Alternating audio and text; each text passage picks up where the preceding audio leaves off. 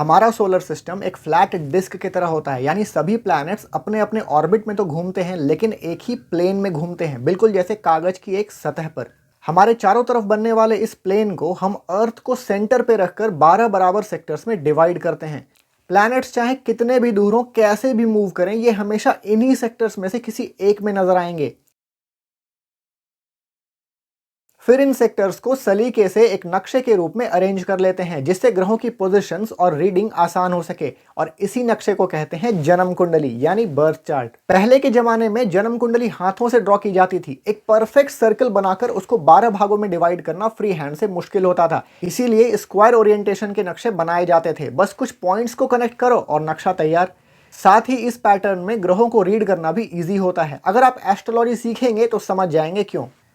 इस solar system को zoom out कीजिए तो हमसे कहीं दूर इन तारों की बस्ती है, यानी ग्रुप ऑफ स्टार्स, और हर एक तारों के ग्रुप्स किसी न किसी सेक्टर से अलाइन होंगे, किसी न किसी डिवीजन में लोकेट होंगे। इन्हीं तारों के ग्रुप्स को कहते हैं राशियां। मेष, वृष, मिथुन, कर्क, इन्हें मिलाकर कुल 12 राशियां इन 12 सेक्टर्स में फिट होती हैं। हमारी पृथ्वी 24 घंटे में एक रोटेशन पूरा करती है। पृथ्वी के साथ ही घूमते हैं ये सेक्टर्स। हर राशि हर सेक्टर में 2 घंटे स्पेंड करती है, यानी किसी एक मोमेंट पे एक हाउस में एरीज साइन है तो 2 घंटे के बाद उसमें टॉरस साइन होगा, और फर्दर 2 घंटे के बाद जेमिनी। और इस तरह से 24 घंटों में सभी राशियां 1 से लेकर 12 सेक्टर्स का चक्कर पूरा कर लेती हैं। इनमें से धनु राशि में स्थित एक नक्षत्र है मूला। मूला का अर्थ होता है केंद्र या जड़, जहां चीजें ओरिजिनेट होती हैं।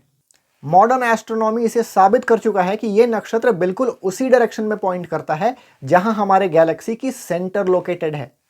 ऐसा था हमारे ऋषियों का दिया हुआ ज्ञान, जो बिना किसी टेलीस्कोप के उन्होंने वो सब बताया जो आज के जमाने में मॉडर्न टेलीस्कोप से ही पता चल सकता है। क्या आपको पहले पता था कि हमारी जन्म कुंडली के पीछे एक ऐसा भी विज्ञान छिपा है? नालंदा यूनिवर्सिटी के समय आर्यभट्ट बहुत बड़े एस्ट्रोनॉमर थे। उन्होंने प्लैनेट्स के रिलेटिव मोशन को भी एक्सप्लेन किया था। इसके बाद आने वाले आचार्य वराहमिहिर इस युग के सबसे बड़े एस्ट्रोलॉजर थे। जरा सोचिए, अगर मुगलों और अंग्रेजों ने हमारे ज्ञान को नष्ट नहीं किया होता तो आज भारत कितना आगे रहता।